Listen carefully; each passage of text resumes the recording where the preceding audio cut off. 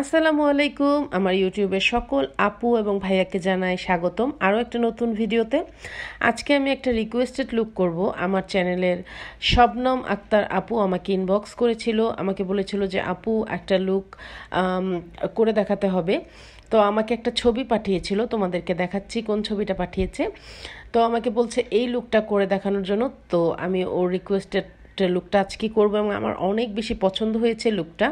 আমিও খুব এক্সাইটেড ছিলাম করার জন্য।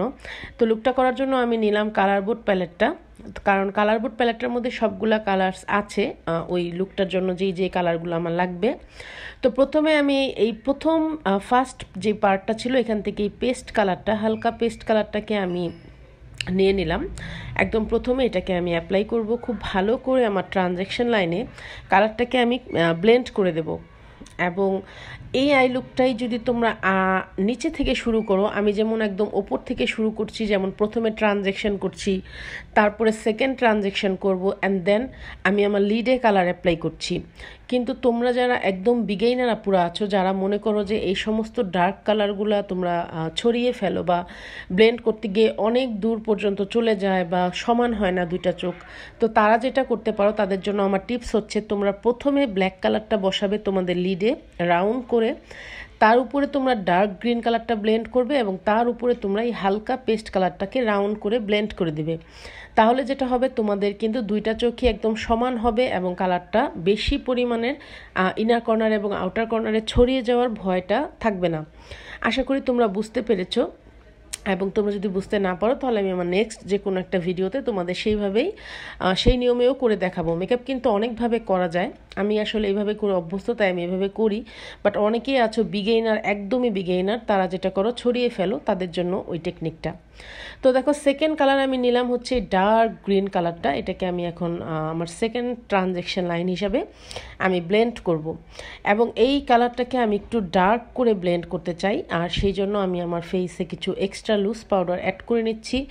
কারণ কালারগুলো কিন্তু ফল আউট হচ্ছিল, অতিরিক্ত পরিমাণে ডার্ক হওয়াতে ফল আউটটা কিন্তু আমার ফেসে অনেকক্ষণ পরে থাকলে সেটা স্পট পড়ে যাবে। সেই জন্য আমি বেশি করে লুজ পাউডার অ্যাপ্লাই করেছি, যদিও আমাকে এখন দেখতে অনেক ভূতের মতো লাগছে।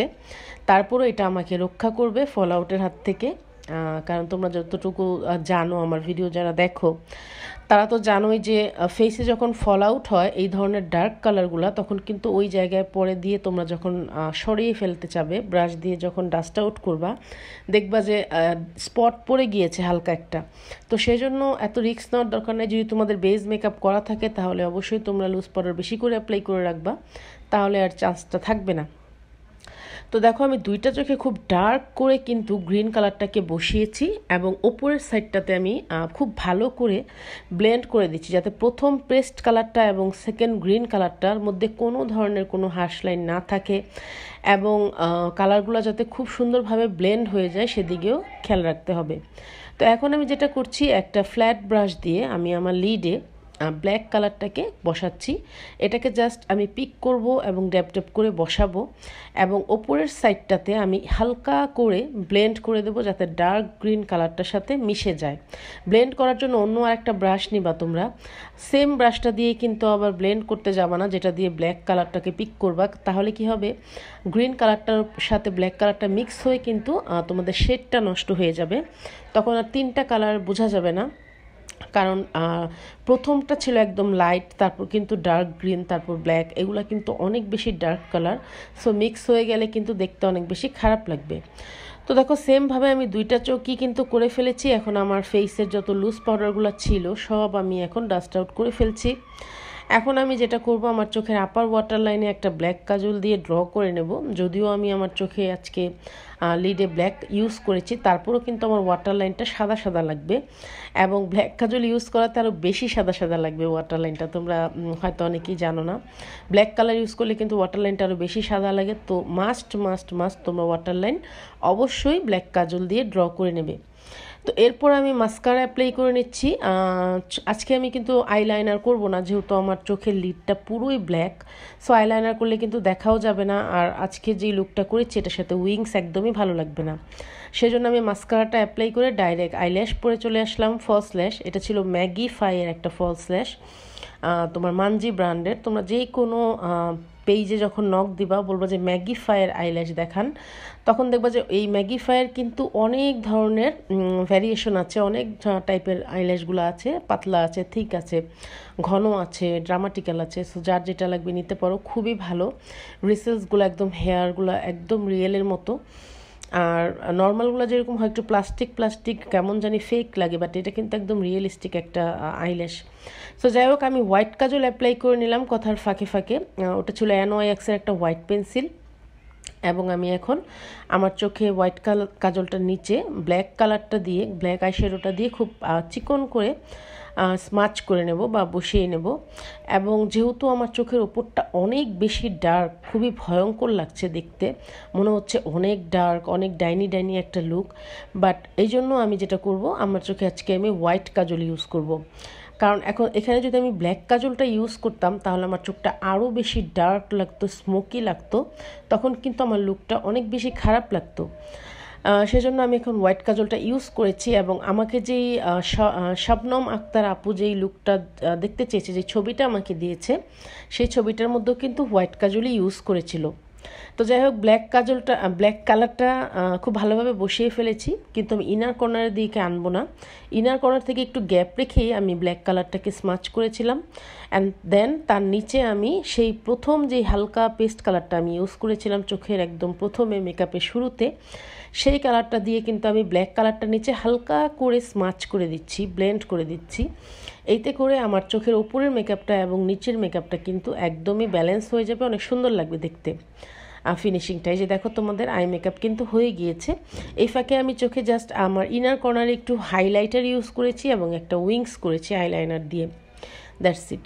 তো আমি আমার ফেসের সকল লুজ পাউডার ঝেড়ে একটু ব্লাশন ইউজ করে নিচ্ছি, কারণ আমার বেস মেকআপটা করার সময় আমি লিকুইড ব্লাশ ইউজ করেছিলাম।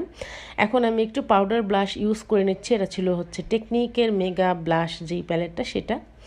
তো এখন আমি সেটিং স্প্রেটা অ্যাপ্লাই করব, আর সেটিং স্প্রেটা আমি নিয়েছি হচ্ছে তোমার সুইস বিউটির একটা সেটিং স্প্রে। এবং আজকের আমার বেস মেকআপটাও কিন্তু সেই কাস্টমাইজ বেস মেকআপটা, যেটা আমি তোমাদেরকে দেখিয়েছিলাম, সেলিব্রিটি বেস মেকআপ। তো তোমরা দেখেই বুঝতে পারছো যে কতটা গ্লসি এবং কতটা শাইনি একটা বেস তৈরি হয়েছে। এবং আমাকে তোমরা অনেকেই বলেছো কমেন্ট করে যে আমাদেরকে দেখাও আপু, বেসটা আমাদের সাথে শেয়ার করো।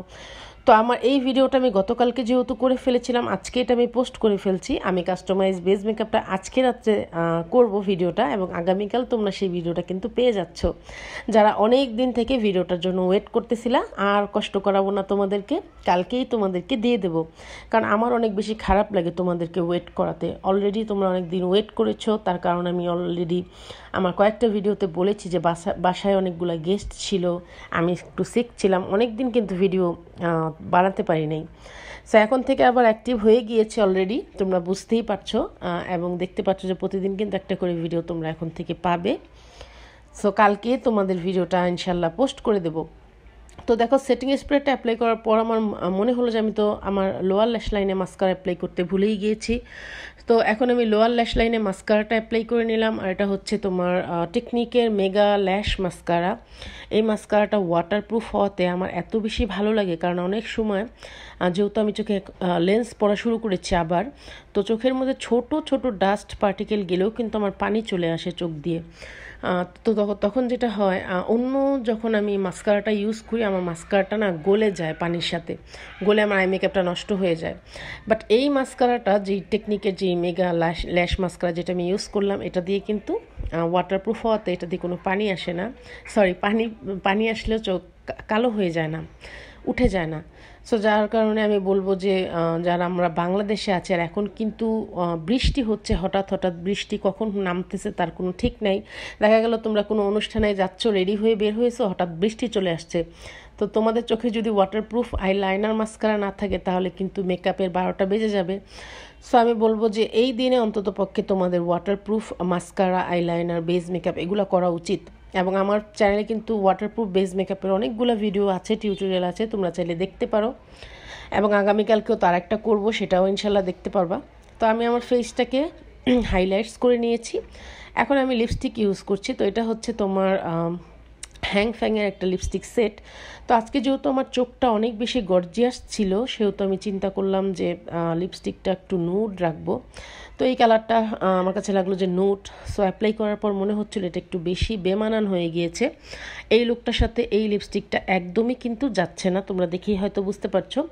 সো পরে আমি যেটা করেছি, আমি আরও একটু লাইট কালার নিয়ে এটার উপরে আমি সোয়াচ করেছি, অ্যাপ্লাই করেছি। তারপর আমার মনে হয়েছে যে না, এখন কিছুটা ঠিক আছে। গতকালকে আমার মনটা অনেক বেশি খারাপ ছিল আপুরা, কারণ আমি অবশ্য মেনশন করতে চাই না, আমার চ্যানেলে কিছু আপু আছে যারা আমি জানি না কেন আমার সাথে কী শত্রুতা, আমাকে ব্যাড কমেন্টস করা শুরু করেছে তারা। সো এক পর্যায়ে আমার একটু রাগই হয়েছে, সো আমিও তাদেরকে কমেন্টে রিপ্লাই করেছি। তো সেটা দেখে আবার অনেক আপুরা, আমার অনেক পুরনো সাবস্ক্রাইবার আপু একজন আমাকে লিখেছে তোমার বিহেভিয়ার অনেক রুড। সো আমি আসলে অনেক বেশি কষ্ট পেয়েছি এই কমেন্টটা পেয়ে, কারণ আমার মতন এরকম সফট মনের মানুষ যে কিনা ধরো একটা মানুষ কষ্ট পাবে চিন্তা করে, কিন্তু আমি অনেক সময় উচিত কথাটাও বলতে পারি না। আমি এই টাইপের একটা মেয়ে, কিন্তু আমাকে এই ধরনের কথা যখন শুনতে হয় আমার অনেক বেশি খারাপ লাগে। সো কালকে না আমার মনটা অনেক বেশি খারাপ ছিল আপুরা। এবং আমি যার এমন একজনের কাছ থেকে আসলে আমি এই কমপ্লিমেন্টটা পেয়েছি, সে আমার অনেক ভালো একটা সাবস্ক্রাইবার ছিল। সো আমি আসলে আর কী বলবো, আর তোমরাই চিন্তা করো, কন্টিনিউয়াসলি পাবলিক প্লেসে যদি তোমাদেরকে কেউ ব্যাড কমেন্টস করে, তোমাকে অপমানমূলক কথাবার্তা বলে, ইনসাল্ট করে, তোমার কাজের দক্ষতা নিয়ে আঙুল তুলে, তখন তোমার কাছে কেমন লাগবে? নিশ্চয়ই তুমি আর চুপ থাকতে পারবে না। সো এটা কি আমার বলা ভুল হয়েছে কিনা আমি জানি না। সো জানি না, আসলে যার যার ব্যক্তিগত ব্যাপার, অনেক কথা বলে ফেললাম, তোমরা কিছু মনে করো না। তো এই ছিল আমার ফাইনাল লুক। তোমাদের কাছে কেমন লাগলো অবশ্যই কিন্তু কমেন্ট করে জানাবে, এবং যে যাই বলুক আর যে যাই মনে করুক, তোমরা প্লিজ আমাকে ভুল বুঝবে না কখনোই। আমি তোমাদের জন্য অলওয়েজ আছি, থাকবো, এবং ভবিষ্যতে তোমাদের জন্য বড় কিছু একটা করার চিন্তাভাবনা আমি করতেছি। ইনশাল্লাহ তোমাদের পাশে আমাকে অলওয়েজ পাবে। এবং তোমরা কে কী ধরনের লুক দেখতে চাচ্ছ, রিকোয়েস্টেড লুক, সেটা আমাকে কমেন্ট করে জানাও। অথবা তোমরা যদি চাও এই আপুটার মতো, শবনম আক্তার আপুটার মতো, আমাকে ইনবক্সে ছবিও সেন্ড করতে পারো তোমাদের পছন্দের লুকগুলার। তো আজকের ভিডিওটা এই পর্যন্তই। তোমরা সবাই ভালো থেকো, সুস্থ থেকো। আল্লাহ হাফেজ।